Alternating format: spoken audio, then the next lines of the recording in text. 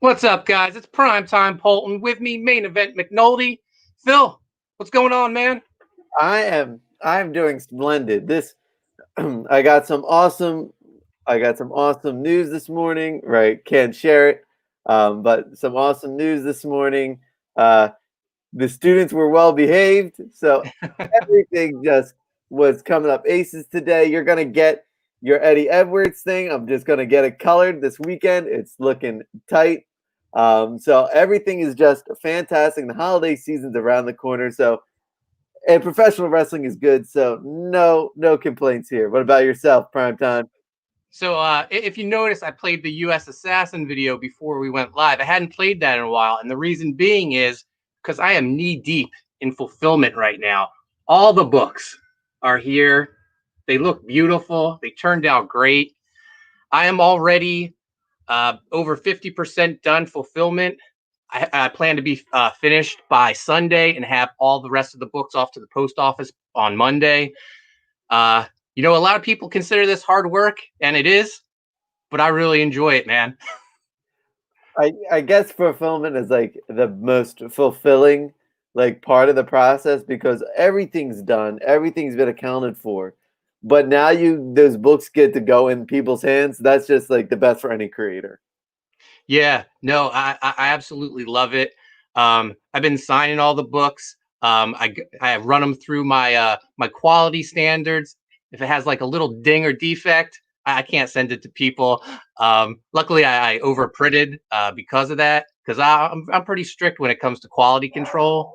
But yeah, I've been working pretty much all week, but fully into it starting yesterday, and I plan to have everything done this weekend. Before we get into AEW and Impact Wrestling, I tweeted this to you. I couldn't even believe I tweeted it, but the unlikeliest thing, the unholiest thing has ever happened. I like QT Marshall now. Still haven't listened to it. I'll get to it sometime, but man, you saying that just means I guess I gotta go check it out. Yeah, so for those that don't know, QT Marshall was a guest on Talk is Jericho. I think it was like a week ago, but I finally got down to listening to it. And damn, I couldn't help but like him after listening to it. It's I mean, not that's like the biggest face turn I've ever heard, or is that the biggest heel turn on the podcast? Here's the thing: I don't like his character, but I like him as a person. All right, that fair enough. Fair enough. I think he said in the interview, what is he doing teaming up with Dustin Rhodes? Maybe that is a good question. Anyway, wrestling was awesome this week. It was probably the most anticipated week of wrestling in a long time. It kicked off for us with Impact. We were all looking forward to Kenny Omega's appearance on there, and I personally think it didn't let down. What about you? Did you see the big news that came out today? I think so. If we're talking about the same thing. Take two? Yeah. Kenny Omega returning to Impact. They're really milking this. I love it. Yeah. So let's get into Impact right now. We start off with a match. We have Josh Alexander with Ethan Page coming down to ringside with him against Chris Sabin and Alex Shelley. This was a great match. Sabin gets the win, so it made me happy. I got the machine guns on my fantasy team. I think we're going to get a North breakup. What do you think?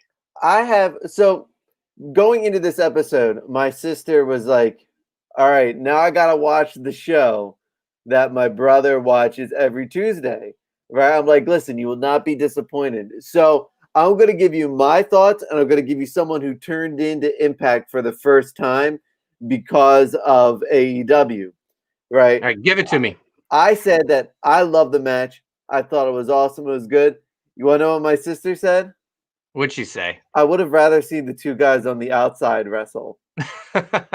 I said, I'm like, I said, are you kidding? She's like, no, I love the way the one guy in the red jacket just yells the entire time.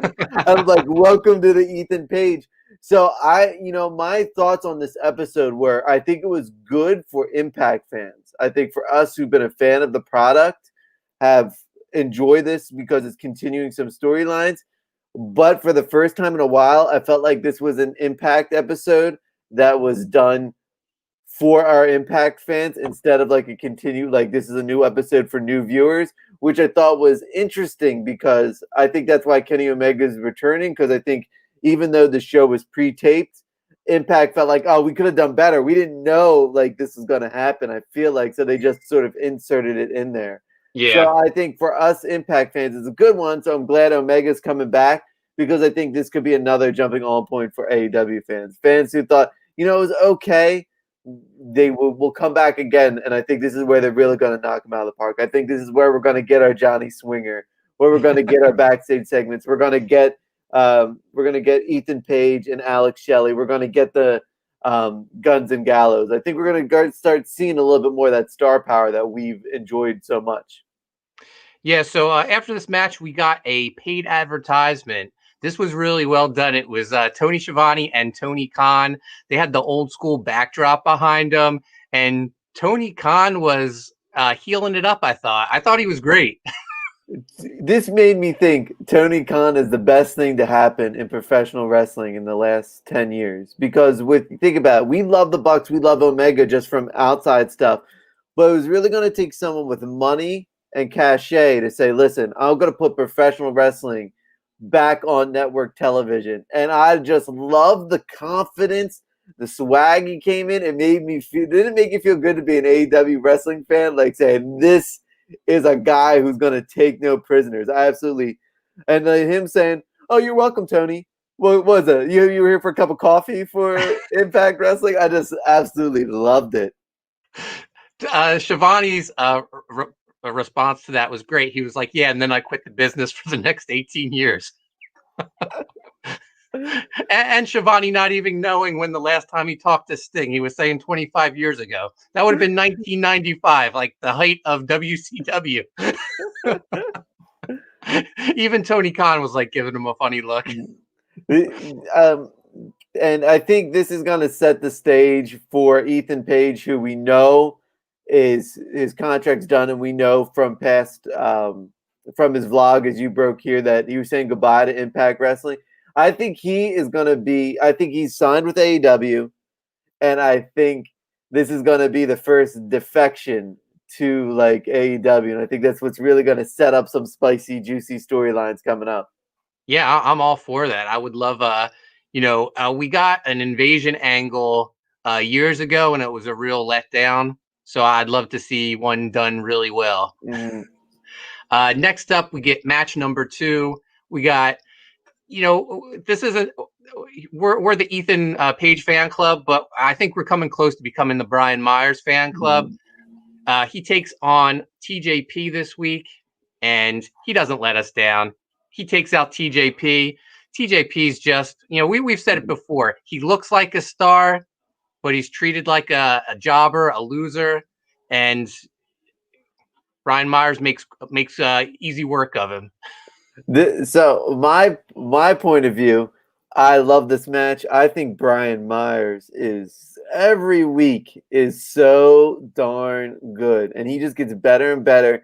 And TJP, I don't know what they're doing with him. I feel like this is almost WWE booking, where he's going to show up under a new gimmick and he'll win the championship. And we talk about hot shotting. I hope that's not the case. I hope Myers just like takes it from him, like, and just wins this belt. My sister's point of view, she's like, I never liked TJP in the WWE. I still don't like him now. But she said that she loves the most professional wrestler gimmick. She's like, so that's something she's on. I said, I know. That's what I've been saying. What Primetime has been saying since the beginning, that Myers was starting to outshine Matt Cardona, and now he's gotten to that point where he has, which is kudos to him because he deserves it. Yeah, I think of all the released WWE stars, I feel like he's had the best resurgence. Like he's been reborn into a bigger, better superstar. Mm-hmm. Agreed.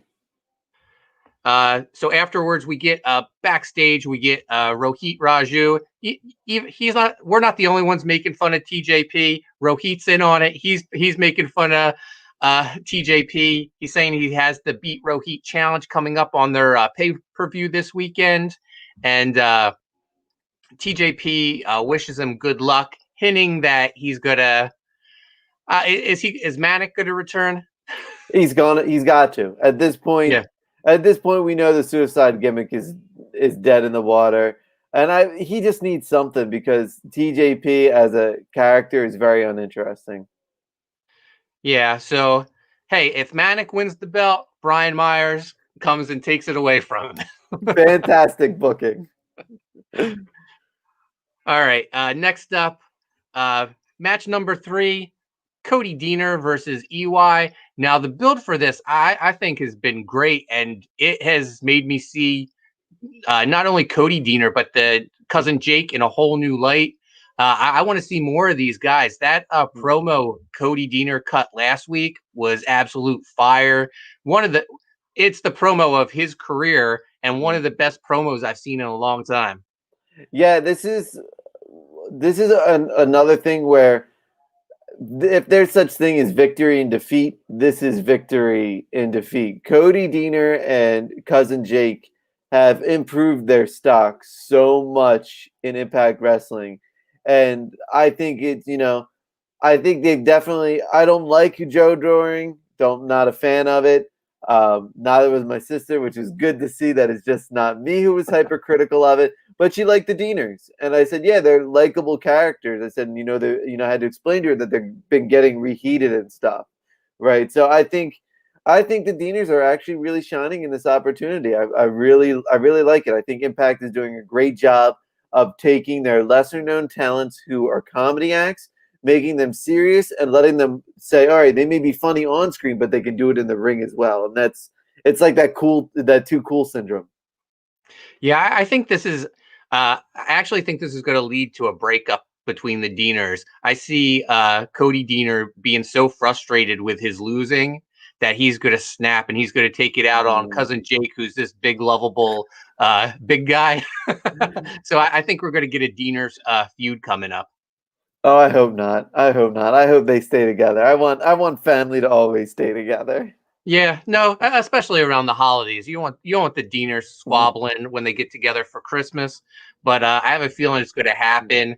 And cousin Jake, he wrestles on the Indies as Jake something. So maybe he has aspirations down the line of going solo anyway. So we'll see.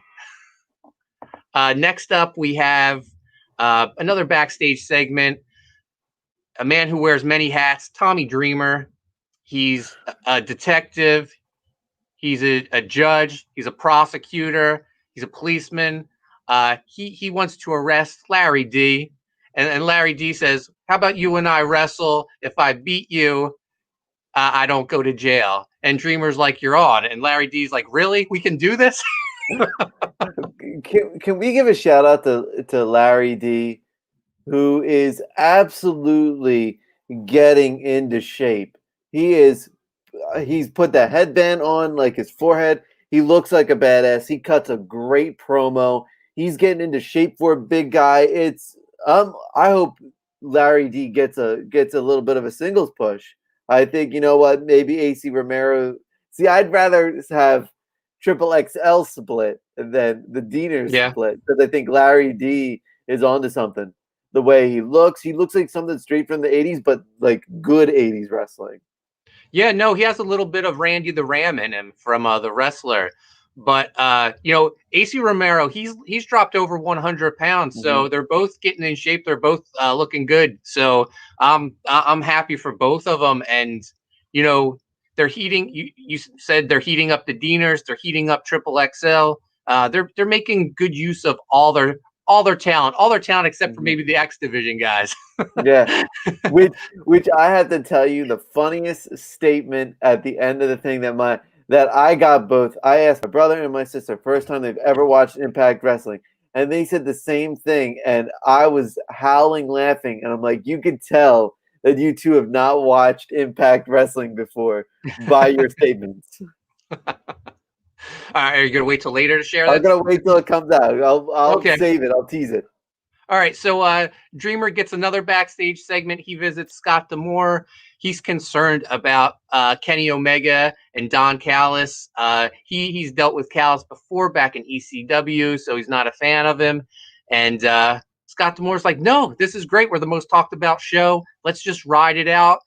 Promote your T-shirts. Use this to sell some shirts. Mhm. And Tommy, you can tell Tommy's not really feeling it, but he says, he'll for now he'll play along and think this is a good thing. Yeah. Uh, Scott D'Amore, actually, I feel like the last couple of weeks he's been more likable than, you know what it is? He doesn't have Heath to make him look bad. I think he's also a fan of the show because the direction he's going in is what we've asked for about a couple months now. So I'm glad to see a guy who's like, I don't care if he's on here or not. The guy could have a private freaking bus in the back. He's getting viewers. Do you know Impact did like 300% better just from Kenny Omega being teased on the show? It's amazing. All right. Next up, match number 4, we have Deonna Purrazzo and Kimberly versus Rosemary and Taya Valkyrie. This is part of the Knockouts Tag Team Tournament. This was probably like the premier matchup of the first round. 2 top teams, but Deonna, she's already tied up with the world title. So I feel like the favorites going into this are Taya and Rosemary. They get the win. What are your thoughts on this match? I thought it was a nice way to give because they're doing their like bi-weekly pay-per-views on Impact streaming service, and Yeah. I think it was a nice way to give Rosemary a win. Keeping Deonna Purrazzo protected and making storyline wise saying, all right, she's been winning her matches. She beat your team, right? You took that loss. She took the win. So this gives her a title shot for their next pape. So I'm like, good storytelling. I think Taya is an absolute star. She came across that to new Impact viewers. They all said, "Oh, John Morrison's wife," and I'm like, "Yeah, but she's really good too." And I just want to say, I feel like I've taken this for granted, but Rosemary's theme song may be one of the best theme songs in all of wrestling. A common thing said from my brother and sister is that the arena looked weird, but their theme songs were awesome, and I think Impact does a great job of their themes are just fantastic. Like I have the Moose theme song stuck in my head since Tuesday. we need an Impact soundtrack because Eddie's theme song is Yeah. awesome. The Good Brothers, Brian Myers. There's a lot of great theme songs in Mhm. Impact Wrestling. Uh, Backstage, we get Alicia Edwards confronting Sammy Callahan. Sammy goes to the ring, and Alicia comes out, and Sammy's like, "Yo, you come in here, I'm gonna break your neck." And she's like, "Oh, I didn't come alone." Eddie Edwards sneaks up behind him, starts beating him up, takes the baseball bat, does the big swing and miss, and Sammy powders out of the ring. Um, I'm excited. I think I don't think Sammy Callahan did himself any favors with the start of his promo, but I think Alicia Edwards and Eddie Edwards. I mean, I love the ride or die mentality of his woman. I Yeah. love that Eddie Edwards is the never say die. Just like Impact, formerly TNA, never say die. Like he's the heart and soul, and I'm interested in the storyline. And I love how Tennille Dashwood and Caleb with a K have been brought into this storyline because they wanted to show Alicia like all these ideas they had for their new team, and she's like, I don't have time for this. My husband was just savagely attacked, and so they kick her off the team. This is the best thing to happen to Tennille and Caleb since they've been in Impact. Do you know? My sister said, "What the bleep is Caleb with a K?" And I'm like, you and the pod god sister, because that's exactly what we're saying. She's like, I didn't like. She's like, I don't get. Is she supposed to be a supermodel? I'm like, yeah. She's like, no, move on. All right. It's main event time. We have Moose teaming up with Chris Bay against Rich Swann and Willie Mack. Moose, he doesn't even want to be tag team partners with Chris Bay. Chris Bay. It's all these. It's Moose surrounded by all these X Division losers who we've been saying are losers since we started talking about Impact Wrestling 6 months ago, and now they're all in the main event picture. This is so. Prior to this, the Moose and Chris Bay had a backstage segment, and he was like, "Don't you want to talk?" Chris Bay was like, "Don't you want to talk about our Moose, about our match, Moose?" And Moose is like, "I talk with my fist. So do you want to have this discussion right now?" And my sister said her favorite part of Impact Wrestling was the Chris Bay, the Moose interaction and the main event. And my brother and her both said this is the funniest thing. Chris Bay the star of Impact Wrestling? And I howled because she's like, does he win a lot? I'm like, no. Let me tell you, he's in a division full of losers. I'm like, you see the guy TJP and that guy Rohit. She's like, oh yeah, they're losers. I said, that's who he's been wrestling for the past. It's like Slammiversary. She's like, what? And like, she loved Moose when we went to a couple of House of Hardcore shows, and she was like doing the Moose thing with us, and she's like, he's awesome. She's like, I can't believe he won from that football face, like, oh, I'm gonna try to get people in there, to just cocky, arrogant TNA champion, and that's something they both loved. And I think they both love the fact that he's carrying the TNA World Heavyweight Championship. Even people who never watched TNA or Impact, they understand what TNA was, and they love how he's holding on to it. It's just and that's why I love this main event. I thought it was a really good match, and I think it actually shined Chris Bay as a challenger to Rich Swann, which I don't think is Rich Swann has done himself any favors. But I also think that it really heats up that storyline between Moose, because Moose wants no part of any of these guys either.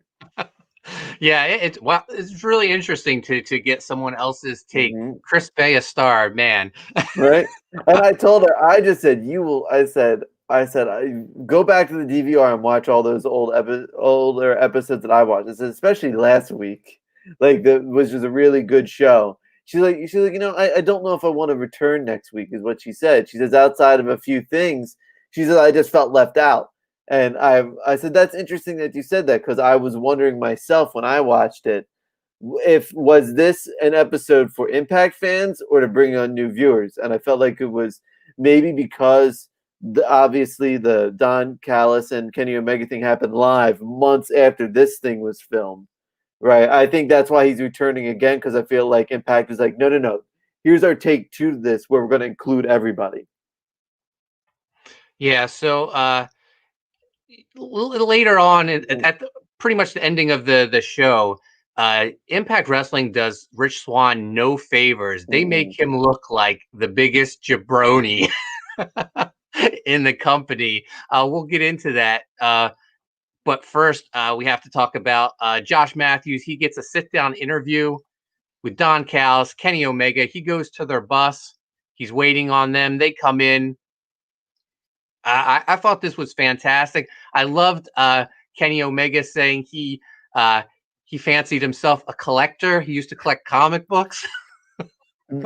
When he was pulling out the Action Comics and he was pulling out all the references, I'm like, yeah, Kenny's a comic book fan. All right. Yeah, and Don Callis, he likes comic books too. I thought this was great. So Kenny, basically, he's a collector, and maybe, who knows, maybe the Impact Championship is something he'll collect.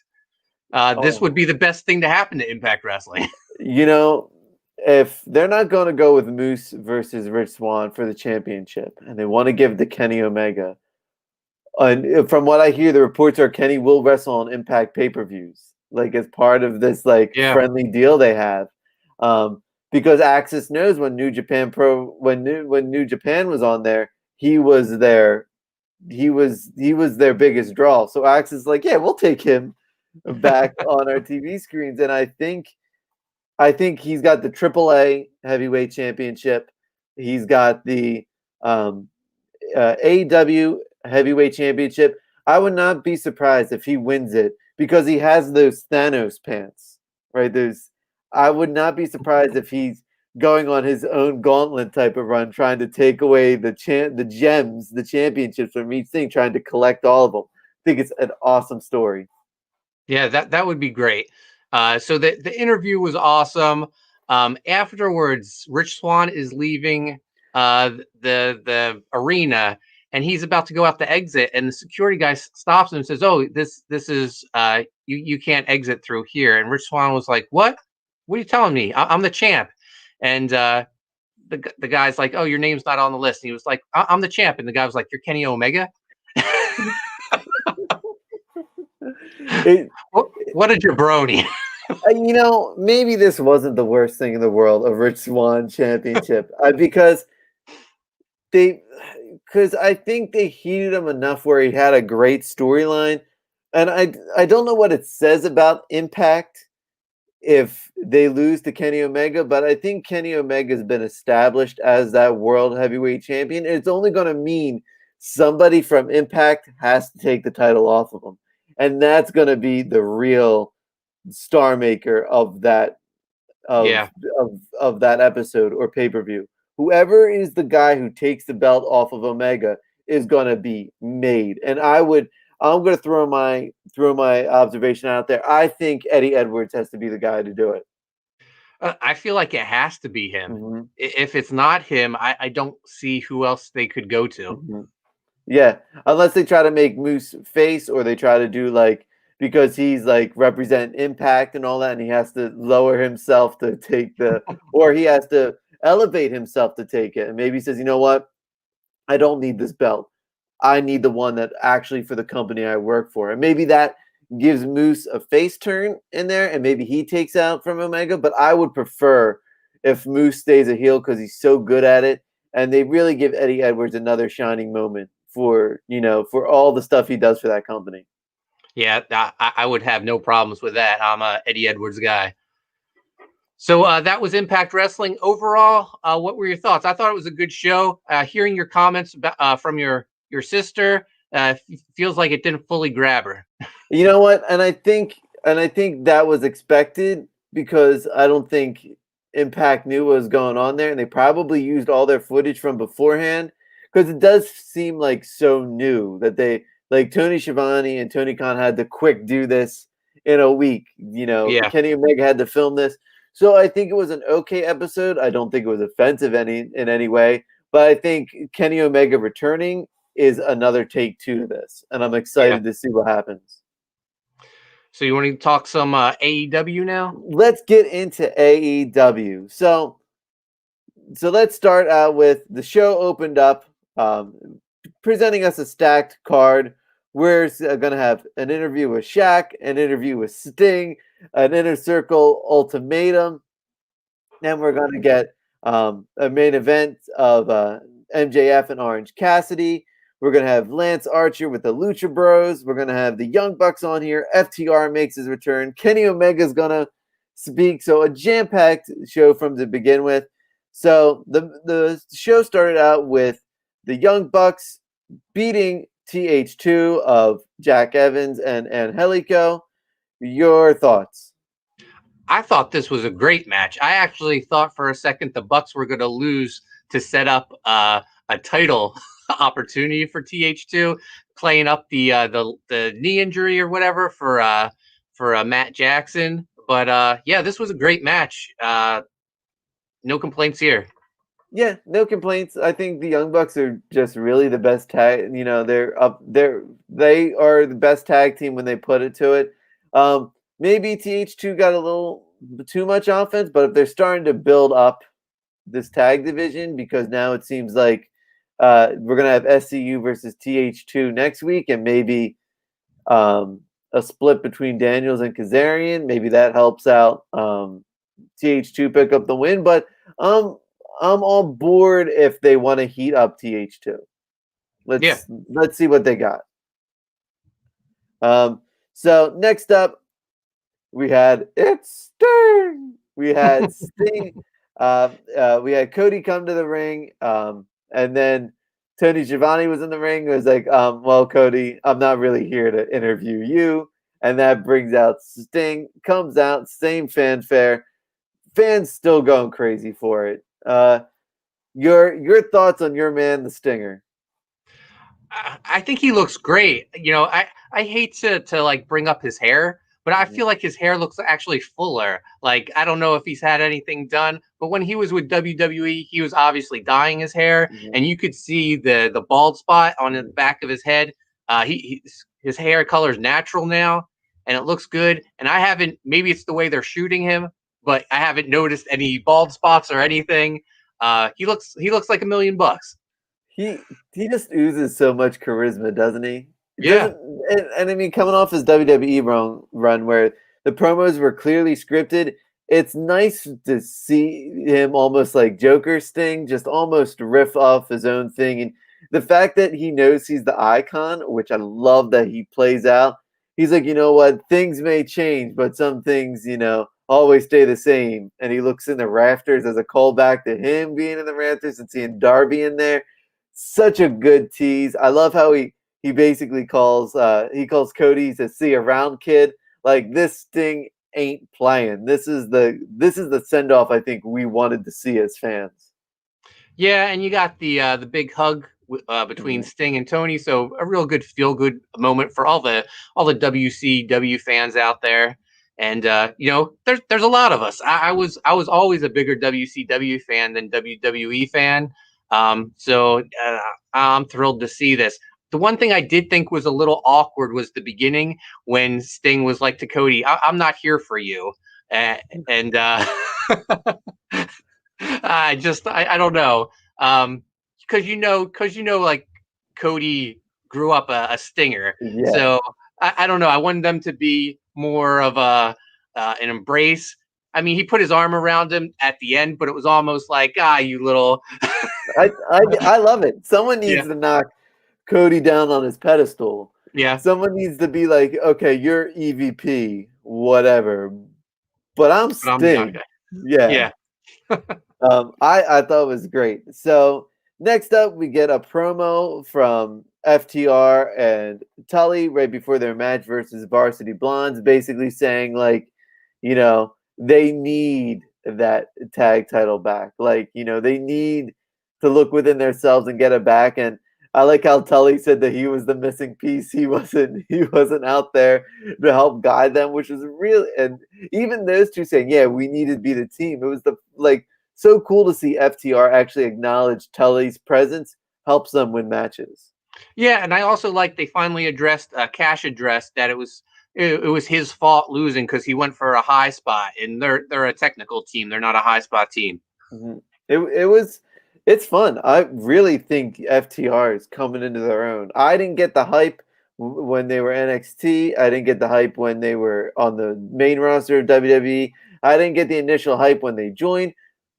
But this feud with the Bucks and them carrying that feud, in my opinion, just made getting that storyline with Hangman really just elevated them to awesome status where I actually enjoy them on my screen a lot. And I really like so they wrestled the Varsity Blondes. I love how all these new young teams are starting to get some exposure. You got the Varsity Blondes, you have Top Flight, and the Acclaimed, who I absolutely love. And they're pushing the Acclaimed pretty hard recently, putting them in spots with the Bucks. And we saw Anthony Bowens become silver champion at Yeah, in Rahway, Wrestle New Pro. Jersey at Yeah. WrestlePro. So the 5-tool player. It's cool to see a lot of the guys that Ace Austin and Anthony Bowens get their shot. And that's what I think was so cool about professional wrestling is when you can go to the indies and then see them on TV. It feels like you're on that journey with them. Yeah, definitely. So this match was what we expected to be. Some offense by Brian Pillman Jr., who I think as soon as his contract officially ends with MLW, he'll start picking up those wins. I loved commentary, referring back to his dad, but FTR takes this match pretty easily. Yeah, I'm surprised Pillman took the pin, but maybe once his contract stops, he'll stop taking the pins. So next up, we had Dustin Rhodes versus Dark Order's 10, in which was a pretty. Dustin Rhodes is like wine. He's like fine wine. He just gets better with age. Yeah, no, he was fantastic. He looks like a million bucks, best shape of his life. The highlight of this was the afterwards Mm-hmm. when Evil Uno gets in the ring and he's trying to recruit Dustin, saying, he's the third on the pecking order of the Rhodes family in this company, and told him to come take his rightful place as 7 of the Dark Order, which was absolutely fantastic for any long-term wrestling WCW fans. I popped for that hard. When he said 7, I leaned back in my seat and said, Evil Uno, if you thought of that promo, my man, like, excellent, excellent job. Because I like how even with Brody Lee's absence, Evil Uno, like he did beforehand, always is so good on the mic, always tells a good story. And do I feel like Dustin, I feel like 10 should have gotten the win only because I love him so much on being the elite. Yeah. But I think I hope the Dark Order starts to pick up more of their wins. What's your opinion on the Dark Order since Brody Lee's been out? I actually feel like they've become a better unit. You know what it is? It feels like they're in an abusive relationship with Brody Lee, and with him gone, they all love each other except Yeah. for Anna Gay and Stu Grayson. So I think that it's just funny to see them all pick each other up, and then there's just a nice cohesive group. It's awesome. Yeah, if this is done on purpose and they're like this big cohesive team when Brody Lee comes back and he's like, what the hell's going on? And like puts them back in their place, that'll be absolutely incredible storytelling. I'm all for it. So next up we had the Inner Circle's ultimatum, which they talked. Ortiz is trying to get Sammy. Ortiz cut the best promo, I think, of that segment when he tells Sammy, you know what, we're doing it for Chris. We're not doing it for this jabron MJF. We're doing it for Chris. We are better as a unit. Shake his hand. You be the better man because you're better than him and you know it. Using that catchphrase was awesome. Have they said what's the deal with Santana? Is he sick or? So Santana's stepfather passed away, and Okay. he loved his stepfather, so he took a few weeks off. He wrote on Instagram thanking everyone for their concern and everything, but it's back to business this Wednesday. So the entire 7 members of the Inner Circle are gonna wrestle on Wednesday in a 7 versus 7 tag match.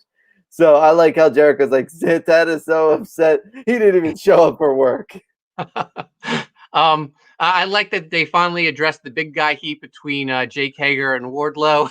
It's pretty much a misunderstanding. They thought the other person was staring at them. When Wardlow says, "You're the one staring at me, freak," that was fantastic. Wardlow is just a money, and I love how Ortiz even said, "Wardlow, you're cool. You're welcome anytime. We're glad to have you." It's him, and Wardlow just goes, You need to do yourself a favor and listen to the AEW Unrestricted podcast. Wardlow was the guest this mm-hmm. week. I didn't think I could love Wardlow anymore, but I do now. He is a DC Comics fanboy. "Yes, all He has right." a dog named Crypto. I'm gonna listen to that. I'm gonna listen to that sometime before our next podcast, so we can be the Wardlow appreciation show. His mission is to increase the female viewership of AEW. That's what he said. Guy, he's a little, as my girlfriend would say, a little Ange sent from G's. All right, so okay, segment wasn't. I think the Hager Wardlow stuff was absolutely the best. But next up, We had Lucha Bros and Lance Archer versus Eddie Kingston and versus Butcher and the Blade, with Blade picking up the pinfall on Rey Fenix to get the win. Yeah, this was surprising to me. I thought, like, without a shadow of the doubt, Blade of all people would take the pinfall and Eddie Kingston's team would lose. But I like this. Pentagon actually, I guess, got hurt in the match, so it became a handicap match. And yeah, man, Eddie Kingston's team gets the victory. I don't know. My dad loves a good like beefcake wrestler. Loves when the big guy becomes face. And he didn't like Lance Archer. I don't know why I didn't like Lance Archer, but he likes him teaming up with these guys and beating the piss out of people when he loses. But I think Lance Archer, like I said, it's unfortunate. I think he should have won the TNT championship. I think you should have given that to him right away, then have Cody win and build that, because I feel like we get to a point where he's going to lose matches now. It's almost the Braun Strowman feeling of booking, where he feels like he's going to, on Kane almost, where they're just used to not take a pinfall, but say you got a victory over this guy. Yeah, no, he came in with so much hype and fanfare. Those vignettes with him and Jake Roberts, like in the like backwoods,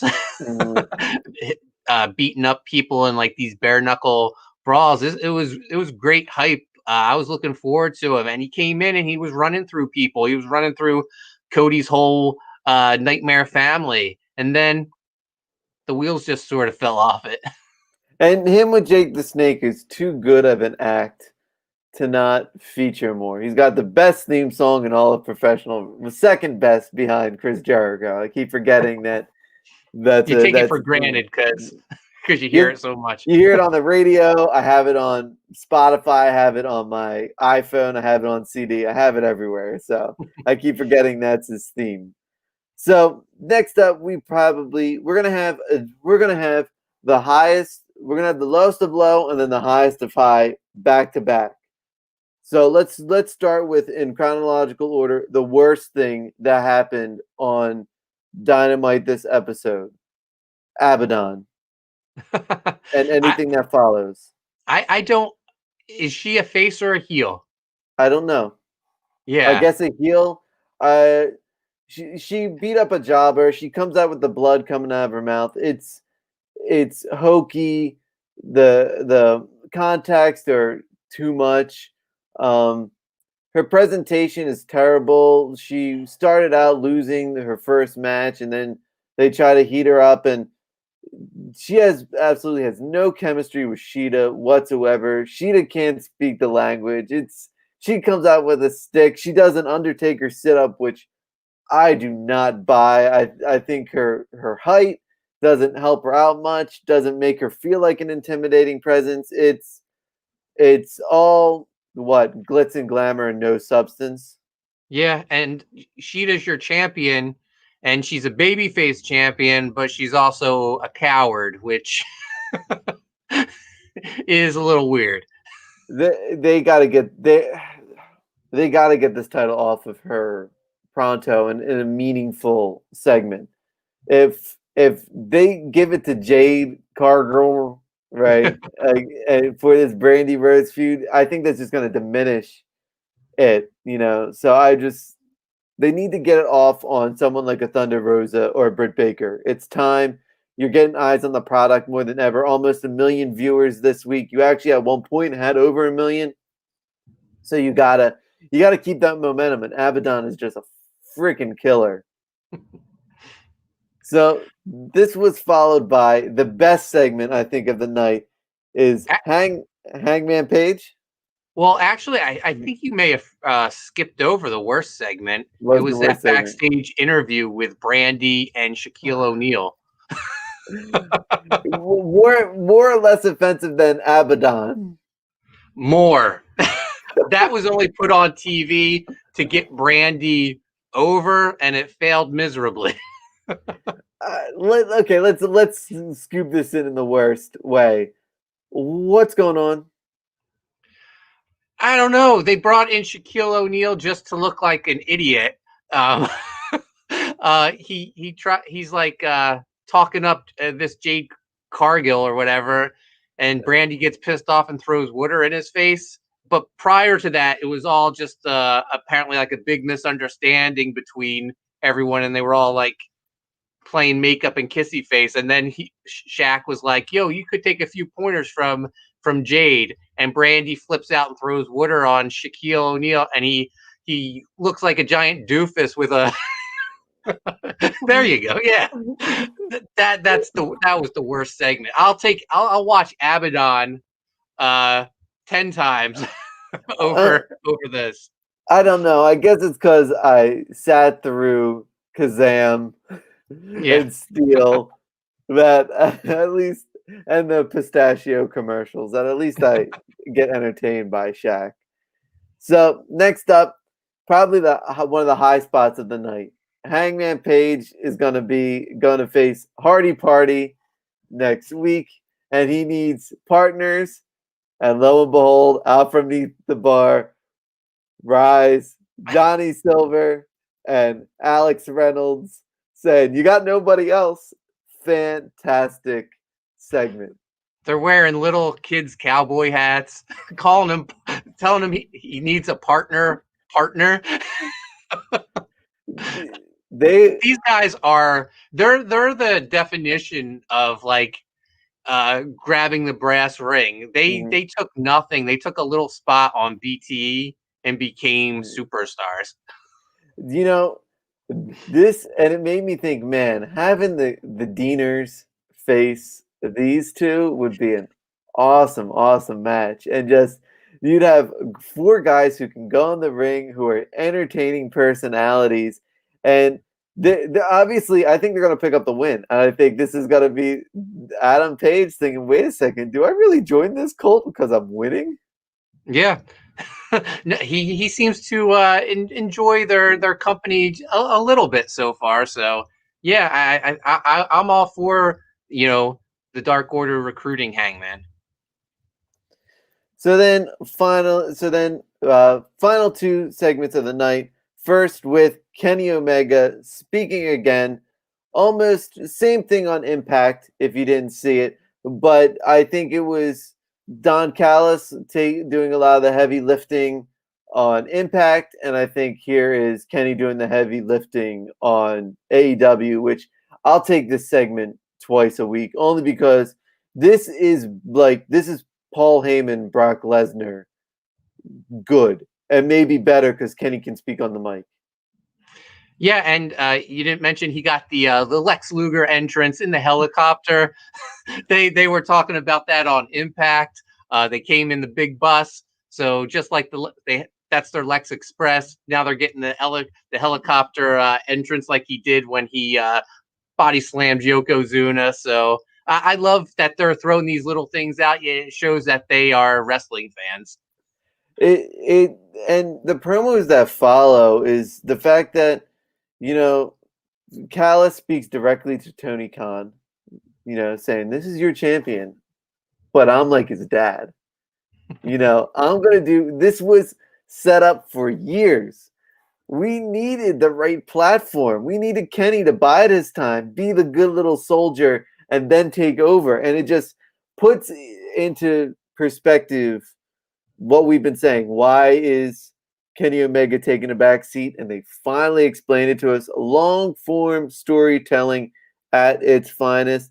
And I just love how Kenny Omega says, "You know what? I'm going to be on Impact Wrestling, and there's nothing you can do about it." And and he's like, "Yeah, John Moxley, you should have never agreed to this. You kidding me? You think I wasn't going to take an opportunity to beat you after what you did to my dad? Wouldn't you want to pop somebody in the face too?" Great storytelling. Yeah, no, this was absolutely fantastic. Big things to come. I think can only big things can come from this Impact and AEW working together. Yeah, the only thing I would say is, can he get rid of the Broom Girls? I don't think he needs them anymore. I think the message came across. I think he doesn't need them anymore. I think him and Don Callis are so intimidating that that may even, because even he went like this to the girls before he went in there. So if that's their final goodbye, I think that would be awesome. Yeah.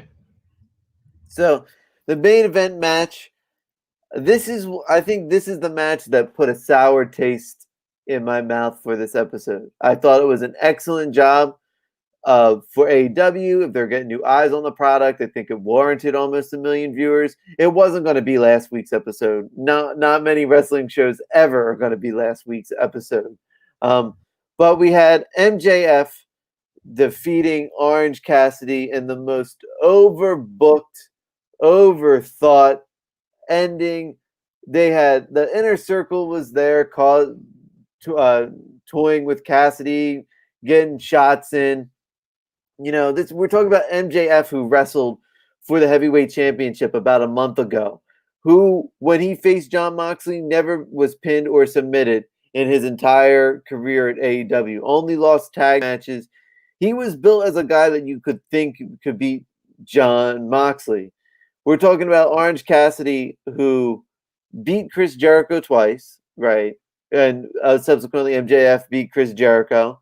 And then a guy who got squashed for the TNT title with some weird booking.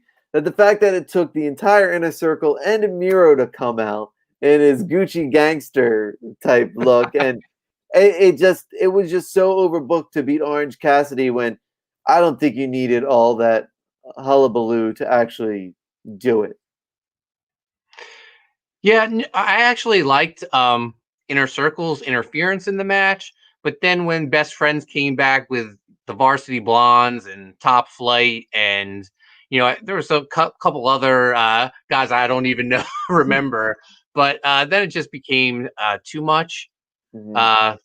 But I enjoyed watching the Inner Circle work together. That when Sammy shoved Orange Cassidy into the post outside, that looked pretty rough.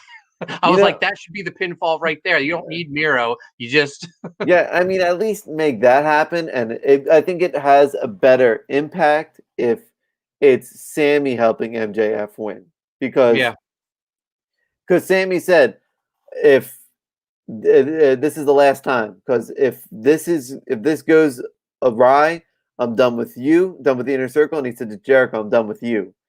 So I felt like it would have been much better impact if that's the way the match ended. I mean, for all the praise we gave Miro last week, this just seems like back to, it's like the X Division. He's hanging out with a loser.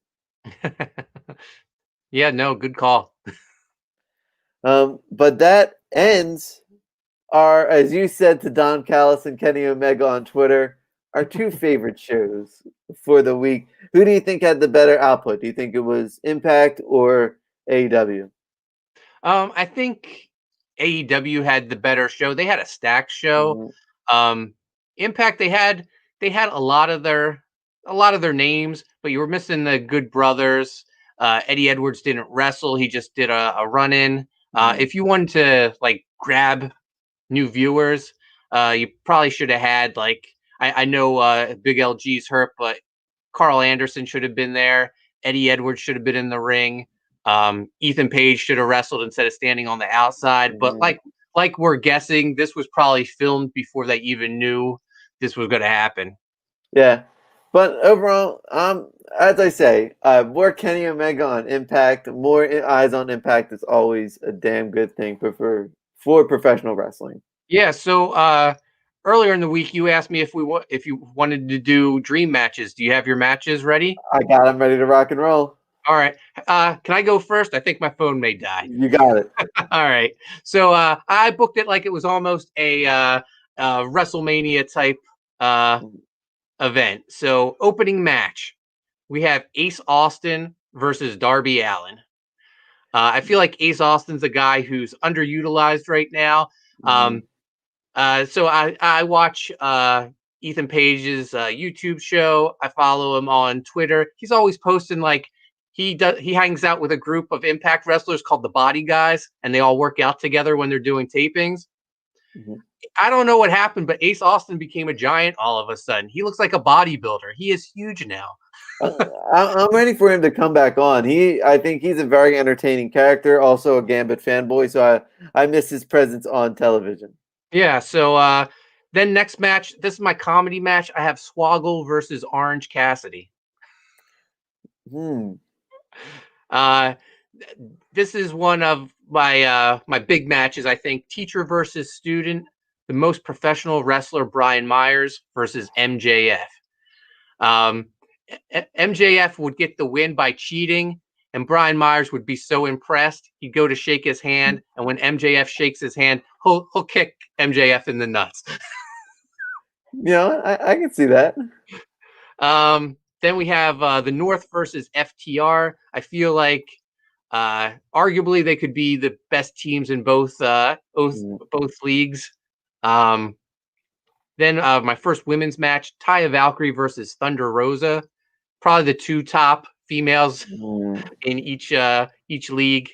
Uh, Rich Swan, I have him paired up against Ricky Starks. Uh, I'm such a Ricky Starks fan. I would have him beating Rich Swan. Yeah, that's when I was putting these matches together, I would put who would go over Yeah. on that one. So, Oh, that reminds me. We didn't talk about that awesome Team Taz interview. oh Uh, yeah. they all look like superstars. Even Hook. Hook looks like a complete badass. Which is weird because like Mhm. I guess 2 weeks ago he looked like a little kid. Now he looks like a badass. And Ricky Stark says, he's training in the dojo now where they train assassins. He turned into an assassin over 2 weeks. Uh, Taz and Ricky Starks can sell me can sell me shit and say it's chocolate ice cream, and I'd be like, this is delicious. Yeah, I love that they're the only two members who really talk. Brian Cage throws in a who better every now and then, but it's good. They all know their strengths. Mhm. Ricky and Taz are the talkers, and Powerhouse and Cage are the badasses. Speaking of Team Taz, I have them paired up against. So I have Brian Cage and Powerhouse Hobbs against Triple XL. Oh, that's an interesting one. Yeah, just the battle of the super heavyweights. I would give the advantage to Team Taz. Mhm. Um, this is another uh, high profile matchup. I was looking for an opponent for Cody, and Cody, he loves to bleed in his matches. He loves those theatrical matches where he can do a lot of selling. Sammy Callahan, I think, would be the perfect opponent for him. Cody was the hardest person on my list to match up with because I just didn't know what to do with Yeah. him. Yeah, so I paired him up with Sammy Callahan. I feel like Sammy would be that guy that would just like brutalize him, open him up. But Cody with that fighting spirit, he would overcome and get the victory. Um, my only other women's match is Deonna Purrazzo versus Britt Baker. I feel like they're like the comparable Mhm. females of each league. I would give the edge to. Here's the thing. I feel like Deonna Purrazzo has been featured as more of a better wrestler than Britt, so I would give her the edge.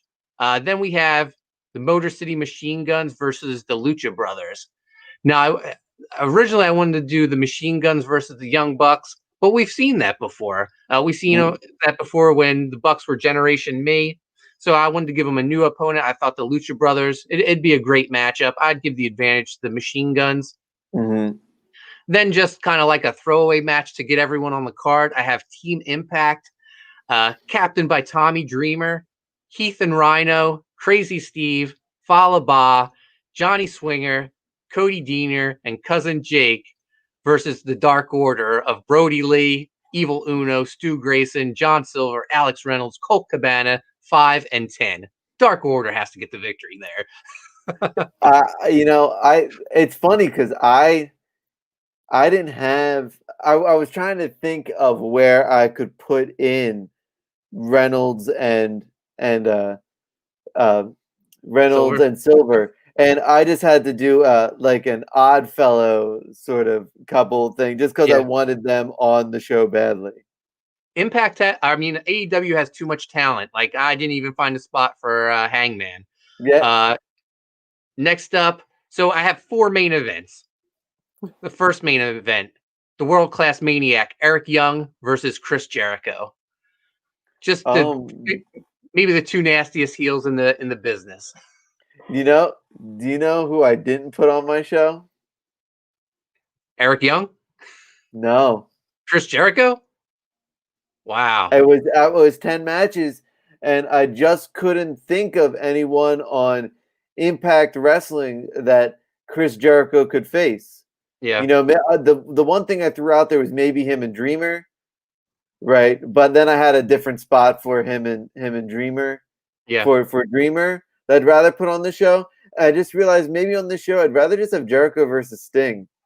Like Oh yeah. I felt like but it was purely Impact versus Right. AEW, so I didn't put it on there. Next up, the Good Brothers versus Young Bucks, Bullet Club versus Bullet Club.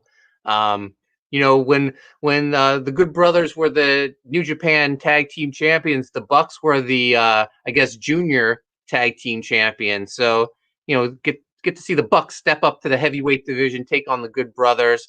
I'd feel like I have to give the edge to the Young Bucks.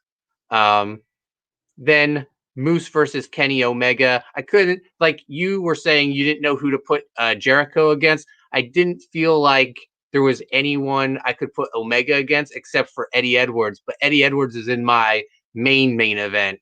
And so here it is, Eddie Edwards versus Jon Moxley. Eddie Edwards, the heart and soul of Impact Wrestling. Jon Moxley sort of treated that way with the title run that he was given and the screw job way that he lost the belt. So that would be my key matchup, Eddie versus Moxley. I think Eddie wins, of course. I think, you know what? I'll tell you. All right, I have Eddie Edwards in a different position because this is what Okay. I alluded to it earlier. So I think you have a really strong card. I think Thank you. I'd watch the hell out of that show.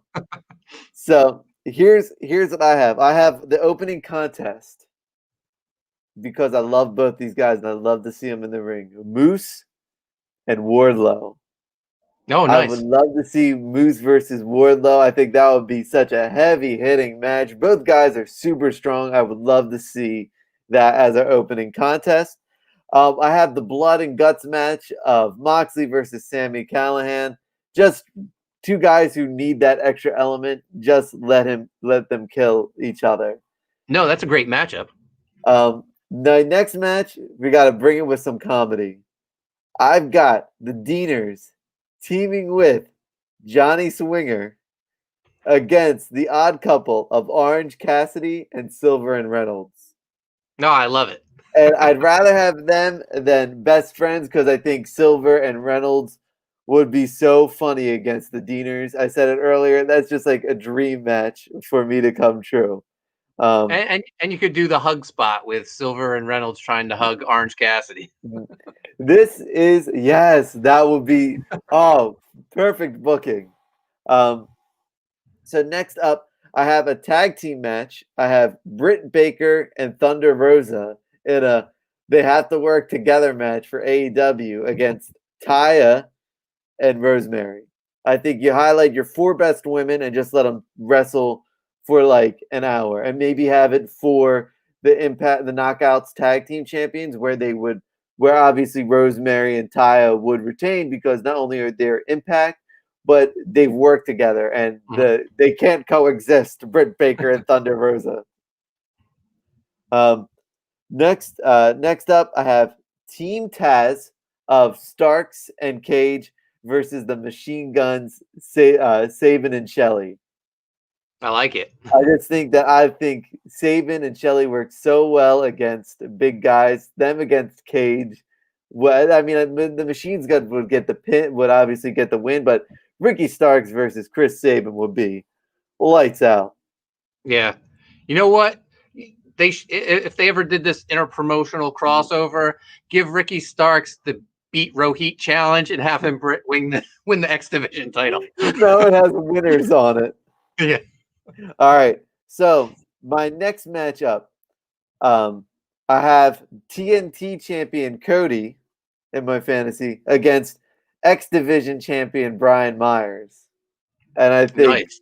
I think he could totally say, "Hey, when wrestlers make matches, just like Scott D'Amore. If he's the most professional wrestler, I think it would be a nice way to really give that cachet more to the X division, that he's fighting someone like Cody, who is the TNT champion. Um, Next up, I have the Bucks versus the Good Brothers, Bullet Club versus Bullet Club. Good Brothers, Impact Yeah. champions against the AEW Tag Team champions. I don't think we could write it any better. This is This is an interesting match. I thought this would really come to a head here. I think Hangman Page teams up with Brody Lee against Eric Young and Joe Doring. I like it. Yeah. And I think Hangman cost, maybe he buckshots, maybe they, because he's got Brody's got the discus clothesline and Hangman's got the buckshot lariat. That imagine if they're going to try to do it to like Eric Young and Doring pushes him out of the way and both those guys nail each other, and then Doring and Eric Young do their finishers and they end up picking up the win, and Yeah. that leads to who the Dark Order going to help out? Which one are they going to side with? The guy who berates them or the guy that they love? I love it. Next up, I have in a ECW old school match, Tommy Dreamer versus Darby Allin. Old school versus new school. You don't get where you are if it ain't for Tommy Dreamer keeping ECW alive. And then I have the main event. Impact and AEW World Champion Kenny Omega defends the title, the Impact Championship, against Eddie Edwards, where Eddie Edwards would pick up the win and take the title back to Impact Wrestling. I love it. Chef's kiss. Perfect booking.